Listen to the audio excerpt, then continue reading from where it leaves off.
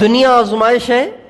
اللہ تعالیٰ ہر انسان کو دیکھ رہا ہے کہ کون کیا سوچتا ہے, کون کیا سمجھتا ہے. آزمائش کیا ہے؟ آزمائش یہ ہے کہ اللہ تعالیٰ نے اس دنیا کو اسباب کی جگہ بنایا ہے. اسباب کی جگہ. آپ کو بھوک لگے تو آپ کو دعا نہیں مانگنی, آپ کو کھانا کھانا ہے. آپ کو پیاس لگے تو آپ کو دعا نہیں مانگنی, آپ کو پانی پینا ہے.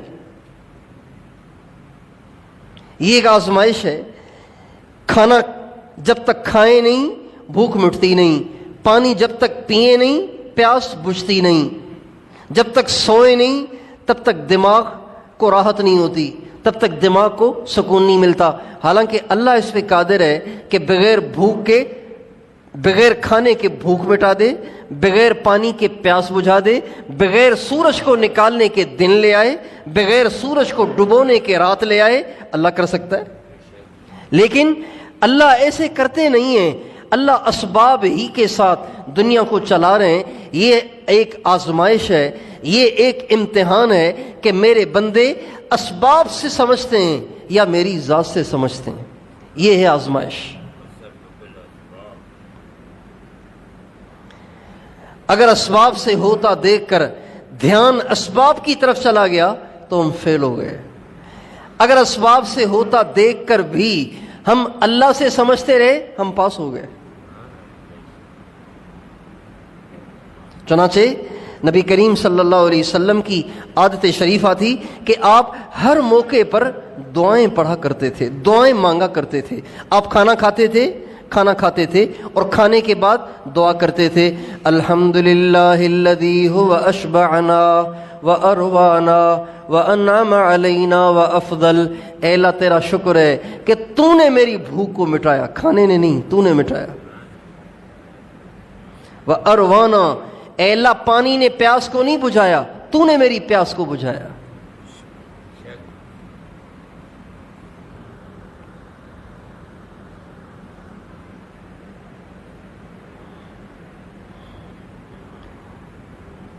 سواری پہ بیٹھتے تو آپ دعا کرتے, سبحان الذی سخر لنا ھذا وما كنا له مقرنین وانا الى ربنا لمنقلبون. اے اللہ تیرا شکر ہے کہ اس سواری کو میرے تابع تو نے کیا ہے, میں تو اس کو قابو نہیں کر سکتا تھا.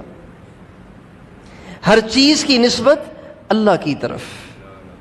حالانکہ نظر تو اسباب سے آ رہا ہے, لیکن ہمارے نبی کی عادت شریفہ تھی کہ آپ ہر چیز کو اللہ پاک کی طرف منسوب کرتے تھے.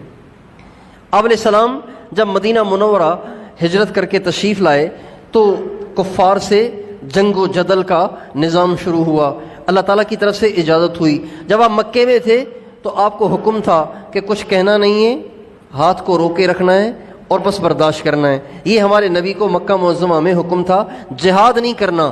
جب آپ جب مدینے میں آئے تو اللہ تعالیٰ کی طرف سے اجازت ملی, کتب علیکم القتال, تم پہ اب جہاد کو فرض کر دیا گیا ہے. وَهُوَ كُرْهٌ لَكُمْ, اگرچہ تمہیں یہ ناپسند ہوگا کفار سے لڑنا, لیکن ہم تم پہ اس کو فرض کر رہے ہیں. جہاد کی اجازت مل گئی اور جہاد کی فرضیت ہو گئی. اب کفار سے ہمارے نبی کی جنگیں ہوئیں, لیکن ہمیشہ ہمارے نبی نہیں جیتتے تھے. کبھی ہمارے نبی کا لشکر جیتتا تھا, کبھی کفار جیتتے تھے. جب کفار جیتتے تھے تو ہمارے نبی کے ساتھ ایک درنگی قسم کی جماعت تھی جن کو منافقین کہتے تھے.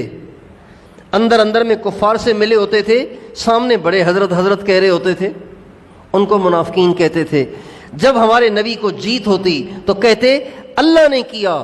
جب شکست ہو جاتی تو ہمارے نبی کی طرف اشارے کر کے کہتے اس کی وجہ سے ہوا ہے, اس نے مروایا ہمیں.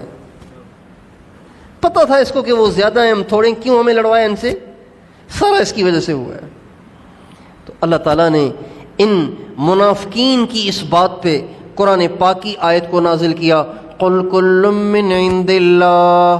اے میرے نبی ان سے کہو کہ فتح بھی اللہ کی طرف سے تھی, شکست بھی اللہ کی طرف سے ہے.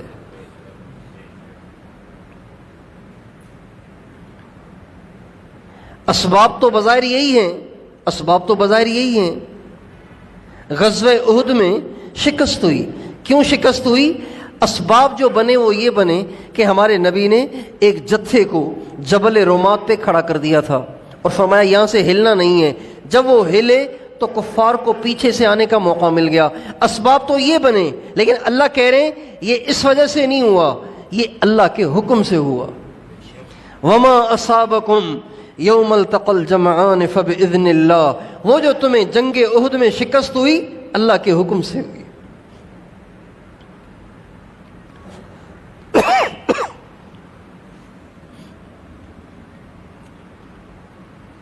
یہ ایک آزمائش ہے اس دنیا میں کہ اللہ دیکھنا چاہتا ہے کہ میرے بندے کی نظر کس طرف جا رہی ہے. حضرت پیران پیر غوث اعظم شیخ عبد القادر جیلانی رحمۃ اللہ علیہ کے ملفوظات میں لکھا ہوا ہے، وہ فرماتے ہیں ہر مصیبت میں تیری نگاہ جس کی طرف جائے وہی تیرا معبود ہے. شرک کرنا صرف مندر میں جا کے مورتیوں کے سامنے جھکنے کا نام نہیں ہے. مصیبت میں اللہ کے غیر کی طرف نظر جانا، وہ فرماتے تھے یہ بھی شرک ہے، یہ بھی شرک ہے. اس لیے مسلمان کے لیے یہ لازمی چیز ہے کہ وہ ہر وقت اپنے دل پر پہرا دیتا رہے کہ کہیں میرے دل میں اللہ پاک کے غیر کا یقین نہ آ جائے، اللہ پاک کے غیر کی طرف دھیان نہ چلا جائے، اللہ پاک کے غیر کی طرف نگاہ نہ چلی جائے. مسلمان کو ہر وقت اپنے دل پہ پہرا دینا ہے.